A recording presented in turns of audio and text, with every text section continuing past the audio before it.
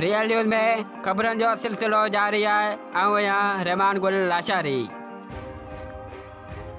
नाज़रीन, अवांखे ख़बर का आगाह कंदा हलूं। बदीन सिंध सरकार तरफ़ां ज़िले बदीन में तइलीमी जी बहितरी ऐं भलाई लाइ 2013 में कैडेट कॉलेज ठाहिण जो ऐलान कयो। कैडेट जो कमु गुज़िरियल 5 सालनि में मुकमल न थी सघियो। वधीक लाइन ते मौजूद आहे तफ़सीलनि लाइ गुल हिंगोर जो बदीन का। जी गुल। सिंध सरकार तरफ़ां बदीन ज़िले में तइलीम जी बहितरी ऐं भलाई लाइ 2013 में कैडेट कॉलेज ठाहिण जो ऐलान कयो।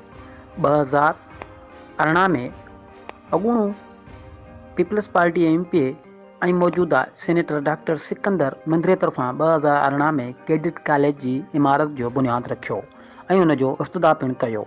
ऐं कैडेट कॉलेज जो कमु 3 सालनि में मुकमल कराइण जो हुन ऐलान बि कयो हो ऐं 7 मुख़्तलिफ़ इमारत जा कंपोनेंट भी उन फिज़िबिलिटी रिपोर्ट में तैयार कया हुआ ऐं जंहिंजो कमु बाक़ाइदगी सां 2018 में शुरू थियो। ज़रीन मूजिब 2500 मिलियन रुपया हिन प्रोजेक्ट जी बजट रखी वई हुई, जंहिंमें इहो कमु 2020 में हिननि खे मुकमल करणो हो ऐं सिंध गवर्नमेंट तरफ़ां इहो कमु इन कम जी निगरानी Sindh education work service department Badin ज़िले जे हवाले कई हुई त उन जी ही जांच कंदा ऐं कम जी मॉनिटरिंग कंदा। हिन कम जो ठेको 3 कंपनियुनि खे ॾिनो वियो हो, जंहिंमें काज़ी निसार कंपनी, राहिल सिद्दीक़ कंपनी ऐं नूर कंपनी खे कैडेट कॉलेज जी इमारत जो कमु मुकमल करण लाइ हिननि 3 साल जो टाइम रखियो हो। पर अफ़सोस जहिड़ी ॻाल्हि इहा आहे त 5 साल गुज़रण जे बावजूद बि हिन कैडेट कॉलेज जा जेके 3 कंपोनेंट हिन खे तैयार करणा हुआ, उन्हनि मां 3 मुकमल न थिया आहिनि, जंहिंमें हिकु कंपोनेंट अल नूर कंपनी तरफ़ां कमु अध में छॾे गाइब थी वियो आहे।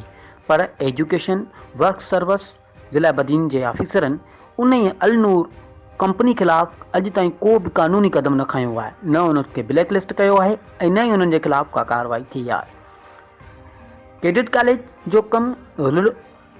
कॉलेज बदीन जो कमु रोलड़े जो शिकार आहे, जंहिं सबबु जेको सिंध गवर्नमेंट ऐलान कयो हो त असां 3 सालनि में हिन इलाइक़े जी कैडेट कॉलेज में हिननि शागिर्दनि खे पढ़ाए ऐं उन्हनि खे बहितरीन तइलीम।